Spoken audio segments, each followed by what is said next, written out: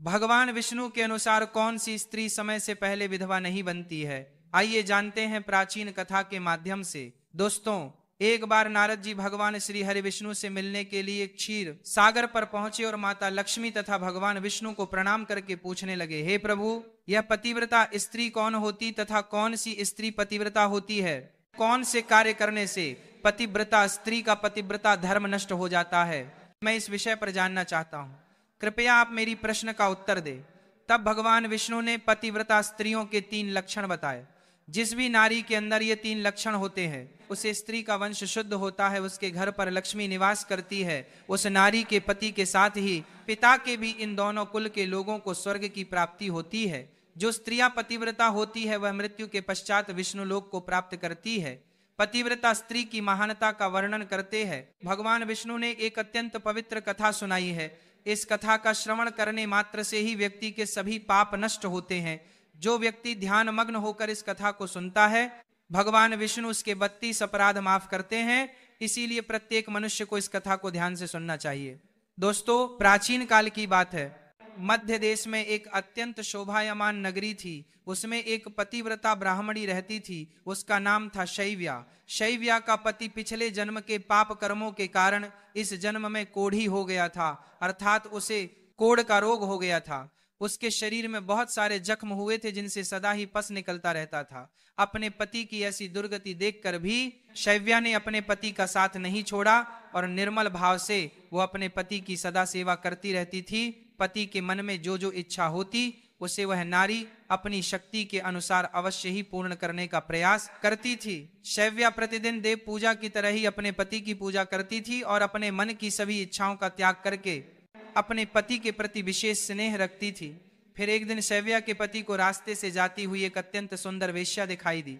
उस सुंदर वेश्या को देखकर उसका पति काम वासना से भर गया और उस वेश्या पर मोहित हो गया।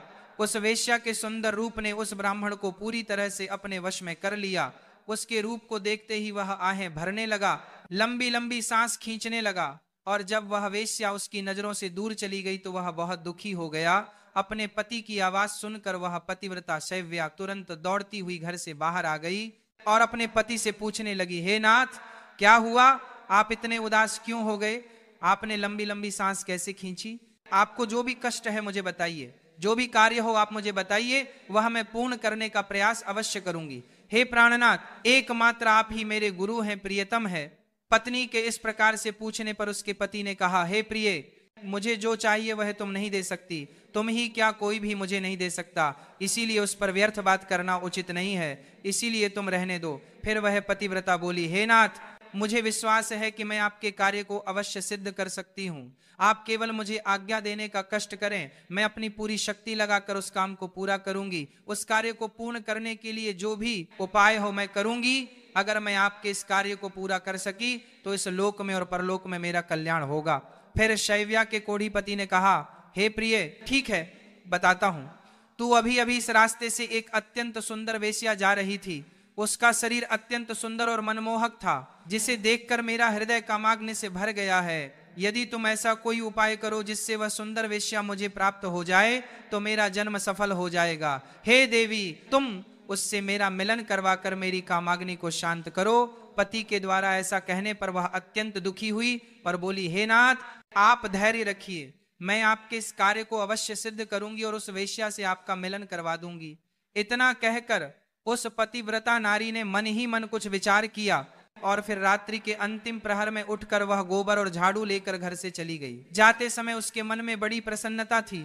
फिर वह उस वेश्या के घर पर पहुंच गई और उसने उस वेश्या के घर के आंगन में झाड़ू लगाया और गोबर से लीप कर उसका आंगन अत्यंत सुंदर बना दिया और लोगों की नजर पड़ने से पहले ही शीघ्रता से अपने घर को लौट कर आ गई।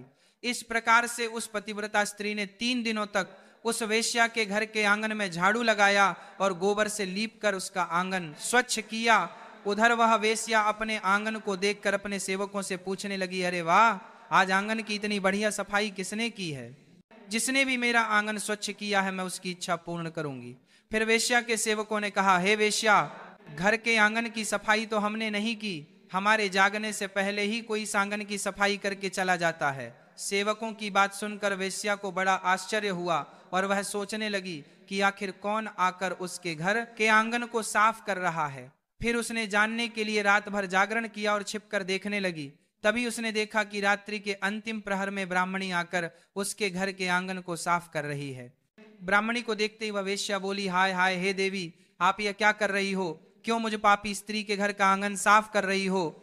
मुझे क्षमा करो, आप ये काम मत करो। इतना कहकर उस वेश्या ने उस ब्राह्मणी के पैर पकड़ लिए और कहा, हे पतिव्रता, आप क्यों मेरी आयु, यश, संपत्ति, कीर्ति का विनाश करने की चेष्टा कर रही हो? मैंने कौन सा अपराध किया है? हे साध्वी, आपको जो चाहिए वह मांगो, मैं बिना सोचे ही आपको दे दूंगी, किंतु आपको यह कार्य शोभा नहीं देता है। तब उस पतिव्रता ने उस वेश्या से कहा, हे सुंदरी, मुझे धन की लालसा नहीं है, किंतु तुम ही से मुझे कुछ काम है। यदि तुम करोगी तो मैं बताती हूँ। यदि तुम उस कार्य को पूर्ण करोगी तो मेरे मन को शांति मिलेगी और तभी मैं समझूंगी कि तुमने मेरा सारा मनोरथ पूर्ण कर दिया। फिर वह वेश्या बोली, हे पतिव्रता, आप जल्दी बताइए, मैं वचन देती हूँ आपका जो भी अभीष्ट कार्य है उसे मैं अवश्य पूर्ण करूंगी। माता जी, आप महान पतिव्रता है, आपका कार्य करूंगी तो मेरे सभी पाप नष्ट हो जाएंगे। आपके चरण छू लेने से ही मैं पाप से मुक्त हो चुकी हूँ। कृपया आप जल्दी बताइए मैं आपकी किस प्रकार से मदद कर सकती हूँ। फिर उस पतिव्रता ने लजाते हुए कहा, हे सुंदरी, कुछ दिनों पहले मेरे पति की नजर तुम्हारे शरीर पर पड़ी थी, जिसे देखकर वे तुम्हारे शरीर के मोह में पड़ गए हैं और तुमसे मिलन करने की इच्छा कर रहे हैं। इतना सुनकर वह वेश्या चौंक गई और कुछ क्षणों तक विचार करने लगी। उसे उस दुर्गंध युक्त कोढ़ी पुरुष के साथ संबंध बनाने की बात सोचकर बड़ा दुख होने लगा। वह वेश्या उस पतिव्रता से बोली, हे देवी, अगर तुम तुम्हारे पति को लेकर मेरे घर पर आ जाओ तो मैं एक दिन के लिए उनकी इच्छा अवश्य पूर्ण करूंगी। तब उस पतिव्रता ने कहा, हे सुंदरी, मैं आज रात को ही अपने पति को लेकर तुम्हारे घर पर आ जाऊंगी और जब वे तुमसे खुद की तृप्ति करके संतुष्ट हो जाएंगे तब मैं फिर से उनको अपने घर वापस ले जाऊंगी। तब वेश्या बोली, हे पतिव्रता, तुम शीघ्र ही अपने घर पर चली जाओ ताकि कोई तुम्हें यहाँ पर ना देखे और आधी रात को अपने पति को लेकर यहाँ पर चली आओ, मैं तुम्हारी इच्छा अवश्य पूर्ण करूंगी। फिर वह पतिव्रता नारी अपने घर पर चली गई और उसने अपने पति को सारी बात बता दी कि वह आज रात को उसे उस वेश्या के घर पर ले जाएगी। फिर वह कोढ़ी अपनी पत्नी से बोला, हे प्रिय, मैं उसके घर पर कैसे जाऊंगा? मुझसे तो चला नहीं जाता, फिर किस प्रकार से यह कार्य पूरा हो पाएगा? तब पतिव्रता बोली, हे प्राणनाथ, आप चिंता ना करें, मैं आपको अपनी पीठ पर बिठाकर लेकर जाऊंगी और जब आपका कार्य पूर्ण हो जाएगा तब आपको वापस ले आऊंगी। इतना सुनकर वह ब्राह्मण बहुत खुश हुआ और अपनी पत्नी से बोला, हे कल्याणी, तुम एक महान नारी हो, तुमसे मैं अति प्रसन्न हूं, तुम्हारे कारण मेरा कार्य पूर्ण हो जाएगा। तुमने आज जो काम अपने पति के लिए किया है ऐसा काम संसार की कोई नारी नहीं कर पाएगी। हे देवी, तुम धन्य हो। फिर रात हो गई और वह पतिव्रता ब्राह्मणी अपने पति को पीठ पर बिठाकर लेकर जाने लगी। रास्ते में एक जगह पर परम तेजस्वी मांडव्य ऋषि को गलती से चोर समझकर राजा ने सूली पर चढ़ाया हुआ था। वह मांडव्य ऋषि के आर पार गया था, किंतु फिर भी वे जीवित थे और अपनी तपस्या में लीन हो गए थे। जब रात के अंधकार में वह पतिव्रता ब्राह्मणी मांडव्य ऋषि के नजदीक से गुजर रही थी तो गलती से उसके कोढ़ी पति का पैर मांडव्य ऋषि के शरीर को लग गया और उनकी तपस्या भंग हो गई। मांडव्य ऋषि अत्यंत क्रोधित हो गए और श्राप देने लगे, जिस पापी ने भी मेरी तपस्या भंग की है और मुझे वेदनाएं दी है वह पापी सूर्योदय होते ही भस्म हो जाएगा। ऋषि मांडव्य ने श्राप देते ही वह कोढ़ी जमीन पर गिर पड़ा। ऋषि मांडव्य का श्राप सुनते ही उस पतिव्रता को बहुत दुख हुआ और वह कहने लगी, आज से 3 दिनों तक सूर्य का उदय ही ना हो। इतना कहकर वह पतिव्रता अपने पति को लेकर घर चली गई और अपने पति को शैया पर लेटाकर उसके पास बैठ गई। पतिव्रता की वाणी में इतनी शक्ति होती है कि वह जो भी कहती है वह सत्य हो जाता है और पतिव्रता के कहने पर साक्षात सूर्य देव को भी उसकी इच्छा का पालन करना पड़ता है, क्योंकि स्वयं भगवान विष्णु ने ही पतिव्रता स्त्रियों को यह वरदान दिया है कि वे जो बोलेगी वह अवश्य ही सिद्ध हो जाएगा।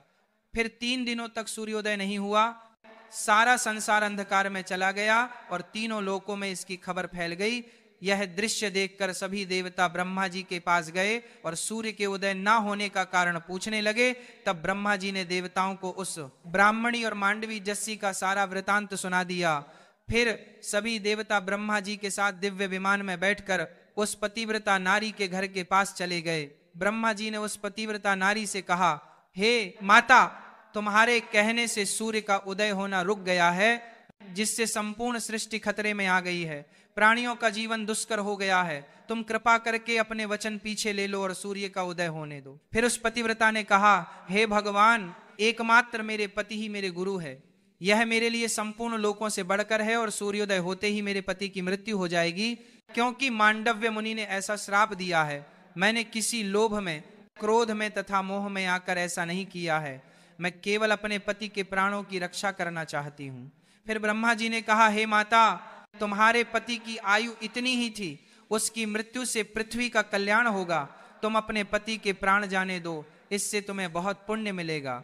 फिर वह पतिव्रता बोली, हे देव, पति का त्याग करके मुझे किसी भी लोक में सुख की प्राप्ति नहीं होगी। मेरे पति मेरे लिए ईश्वर है, इसलिए मैं उनका त्याग नहीं कर सकती। फिर ब्रह्मदेव ने कहा, हे कल्याणी, तुम्हारे इस पतिव्रता धर्म से मैं बहुत प्रसन्न हूं। तुम अभी इस हठ को छोड़ दो और सूर्य का उदय होने दो, जिससे सारा संसार स्वस्थ हो जाएगा और हमारे आशीर्वाद से तुम्हारा कोढ़ी पति भी कामदेव के समान सुंदर हो जाएगा। ब्रह्मा जी द्वारा ऐसा कहने पर उस पतिव्रता ने थोड़ी देर विचार किया और उसके बाद हाँ कहकर स्वीकृति दे दी और फिर सूर्य का उदय हुआ।